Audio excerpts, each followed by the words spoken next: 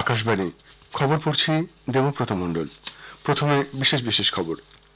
প্রবীণ BJP নেতা এবং প্রতিরক্ষা মন্ত্রী রাজনাথ সিং বলেছেন, বিজেপি এমন এক ভারত গঠন করতে চায় যে দেশ সমৃদ্ধি এবং সাফল্যে গোটা বিশ্বকে নেতৃত্ব দেবে। কংগ্রেসের সাধারণ সম্পাদক প্রিয়াঙ্কা গান্ধী ভদ্রা বিজেপি সরকারের তীব্র সমালোচনা করে বলেন, গত 10 বছরে ধনী আরো ধনী এবং গরিব আরো গরিব হয়েছে। লোকসভা নির্বাচনের 6ষ্ঠ দফার জন্য মনোনয়ন প্রত্যাহারের সময়সীমা গতকাল শেষ হয়েছে। আগামী 4 দফার প্রচার অভিযান এখন তুঙ্গে।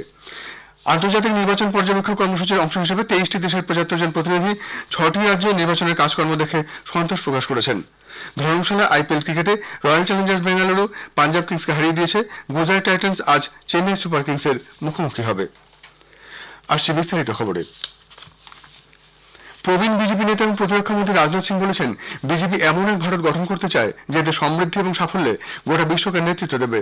প্রজ্ঞা, বিজ্ঞান এবং আধ্যাত্মিকতাবাদে গোটা বিশ্বকে নেতৃত্ব দেবার ক্ষমতা রাখে ভারত। শ্রী সিং বলেন, স্বাধীন ভারতের রাজনৈতিক নেতৃত্বের মতাদর্শগত পার্থক্যের জন্য ভারতে একসময় আত্মবিশ্বাসের ঘাটতি দেখা দিয়েছিল, কিন্তু বর্তমানে পরিস্থিতি পাল্টে গেছে। গোটা ভারত এখন জাতি, ধর্ম, বর্ণ নির্বিশেষে একসাথে পথ চলতে পারছে। তিনি আরো বলেন, দেশকে গড়ে তোলাই হলো বিজেপির রাজনীতি।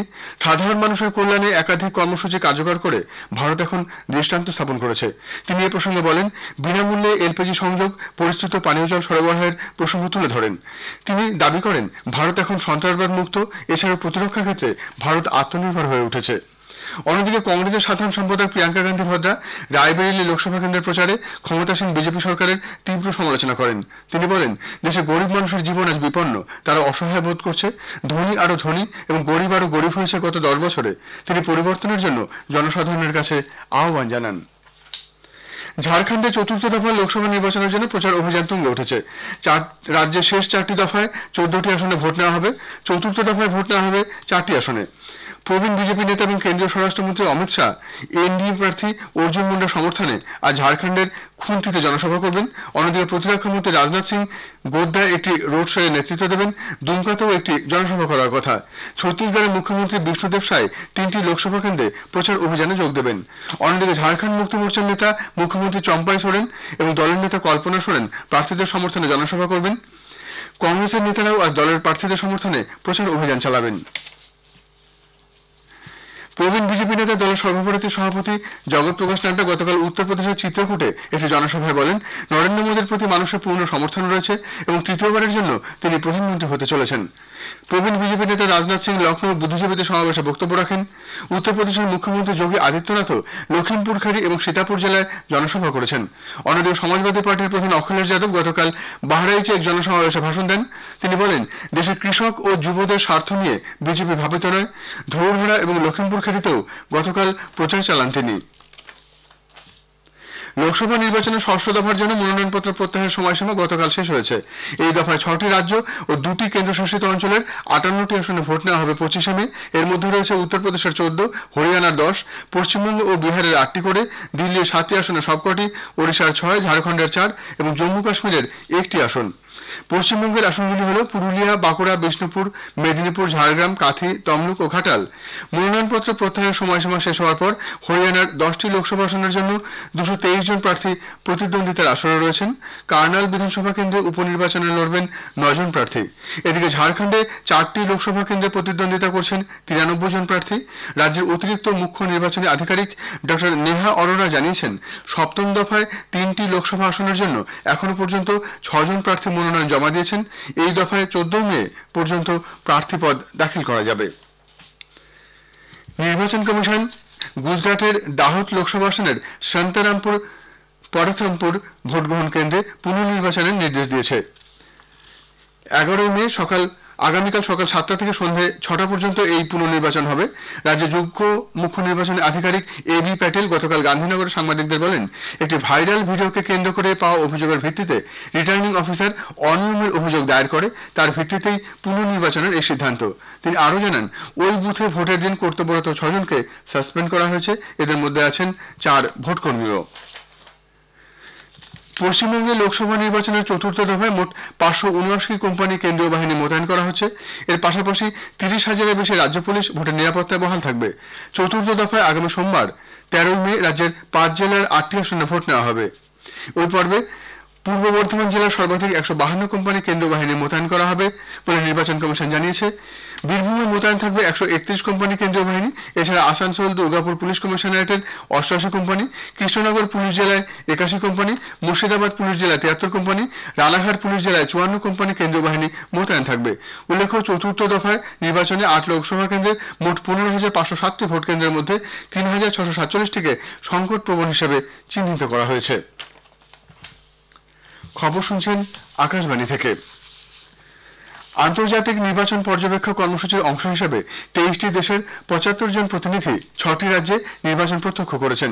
নির্বাচন কমিশন সূত্রে জানানো হয়েছে যে আন্তর্জাতিক প্রতিনিধি দল নির্বাচনের কাজকর্ম দেখে সন্তোষ প্রকাশ করেছেন। নির্বাচন প্রক্রিয়ার স্বচ্ছতা দেখে কিছু প্রতিনিধি খুশি হয়েছেন, আবার কিছু প্রতিনিধি নির্বাচন কমিশনের গ্রিন পোলিং স্টেশন কর্মসূচিকে প্রেরণাদায়ক বলে জানিয়েছেন। প্রতিনিধি দলের সদস্যরা সর্বসম্মতভাবে জানিয়েছেন, ভারতের নির্বাচন প্রক্রিয়া শান্তিপূর্ণ এবং সকলের কাছে গ্রহণযোগ্য। এখানে নির্বাচন উৎসবের মেজাজে অনুষ্ঠিত হয়। তৃতীয় দফায় 11টি রাজ্য এবং কেন্দ্রশাসিত অঞ্চলের 93টি আসনে ভোট গ্রহণ সম্পন্ন হয়েছে। এগুলোর মধ্যে প্রতিনিধি দল 6টি রাজ্য এবং কেন্দ্রশাসিত অঞ্চলে নির্বাচন প্রক্রিয়া প্রত্যক্ষ করেছে। রাষ্ট্রপতি দ্রৌপদী মুর্মু গতকাল নতুন দিল্লিতে রাষ্ট্রপতি ভবনে দ্বিতীয় পর্যায়ে পদ্ম পুরস্কার প্রদান করেছেন। শিল্পক্ষেত্রে পদ্মবিভূষণ পেয়েছেন অভিনেত্রী বৈজয়ন্তীমালা বালি এবং তেলুগু অভিনেতা চিরঞ্জীবী। সুপ্রিম কোর্টের প্রথম মহিলা বিচারপতি এম ফাতিমা বিবিকে মরণোত্তর পদ্মভূষণ প্রদান করা হয়। প্রখ্যাত হৃদরোগ বিশেষজ্ঞ ডক্টর অশ্বিন বালাচাঁদ মেহতা এবং প্রবীণ রাজনৈতিক নেতা ও রাজাগোপালকেও পদ্মভূষণে সম্মানিত করা হয়েছে। আধ্যাত্মিকতার ক্ষেত্রে দৃষ্টান্তমূলক অবদানের জন্য মরণোত্তর পদ্মভূষণ দেওয়া হয়েছে তোগদান রিনপোচেকে। ক্রীড়াক্ষেত্রে অবদানের জন্য জ্যোৎস্না চিনাপ্পা পেয়েছেন পদ্মশ্রী। কৃষিক্ষেত্রে কে চেল্লামাল এবং কণ্ঠসঙ্গীত শিল্পী সোমদত্ত বাট্টুকে পদ্মশ্রী সম্মানে ভূষিত করা হয়েছে। তামিলনাড়ুর বিরুধুনগর জেলার শিবকাশীর চেঙ্গালাপট্টিতে বাজি বিস্ফোরণের ঘটনায় মৃতের সংখ্যা বেড়ে 10 হয়েছে। গুরুতর আহত 7 মহিলা সহ 12 জন শ্রমিক। মৃতের সংখ্যা আরও বাড়তে পারে বলে আশঙ্কা করা হচ্ছে। কারখানার মালিকের বিরুদ্ধে মামলা রুজু করেছে পুলিশ। উড়ান বাতিলের ঘটনায় বরখাস্ত এয়ার ইন্ডিয়া এক্সপ্রেসের 25 জন বরিষ্ঠ ক্রু সদস্যকে পুনর্বহাল করা হয়েছে। ক্রু সদস্যরা ধর্মঘট প্রত্যাহার করে নেওয়ার পর কর্তৃপক্ষ তাদের দাবি দেওয়াগুলি বিবেচনা করে দেখবে বলে আশ্বাস দেয়। উল্লেখ্য, আগে থেকে না জানিয়ে অসুস্থতার কারণ থেকে বেশ কিছু ক্রু ছুটে নেওয়ার কারণে এয়ার ইন্ডিয়ার প্রায় 80টি উড়ান বাতিল হয়। গতকালও 85টি উড়ান বাতিল হয়েছে। এর ফলে ক্ষতিগ্রস্ত যাত্রীদের উড়ান ভাড়া সম্পূর্ণ টাকা ফেরত দেওয়া হবে অথবা পুনরায় নতুন সূচিতে উড়ানের ব্যবস্থা করা হবে।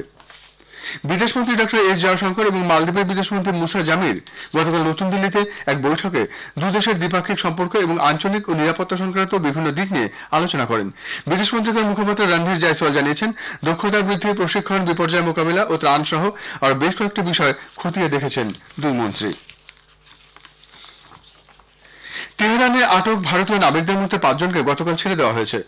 ভারতীয় দূতাবাসের পক্ষ থেকে ইরান সরকারকে ধন্যবাদ জানিয়ে বলা হয়েছে, বান্দার আব্বাসের দূতাবাসের সঙ্গে সেই দেশের সরকার সবসময় নিবিড় যোগাযোগ রেখে চলেছে। ভারতে ইরানের রাষ্ট্রদূত ইরাজ ইলাহি বলেছেন, ভারতীয় নাগরিকদের আটকে রাখা হয়নি, তারা মুক্ত রয়েছেন। উল্লেখ্য, 17 জন ভারতীয় নাবিক সহ একটি ইসরায়েলি মালবাহী জাহাজকে ইরান গত 13 এপ্রিল আটক করে। উপরাষ্ট্রপতি জগদীপ ধনখড় আজ সন্ধ্যায় অযোধ্যা যাবেন এবং রামলালা দর্শন করবেন। অযোধ্যার রাম জন্মভূমিতে রামলালার মূর্তিতে প্রাণ প্রতিষ্ঠার পর এটি তার প্রথম সফর। ধর্মশালার হিমাচল প্রদেশ ক্রিকেট অ্যাসোসিয়েশন স্টেডিয়ামে আইপিএল এর ম্যাচে গতকাল রয়্যাল চ্যালেঞ্জার্স বেঙ্গালুরু 60 রানে পাঞ্জাব কিংসকে হারিয়ে দিয়েছে। আহমেদাবাদের নরেন্দ্র মোদী স্টেডিয়ামে আজ আইপিএল এর ম্যাচে গুজরাট টাইটান্স চেন্নাই সুপার কিংসের মুখোমুখি হবে। খেলা শুরু হবে সন্ধ্যে 7:30টায়। শেষ করার আগে বিশেষ খবর আরেকবার। লোকসভা নির্বাচনের 6ষ্ঠ দফার জন্য মনোনয়ন প্রত্যাহারের সময়সীমা গতকাল শেষ হয়েছে।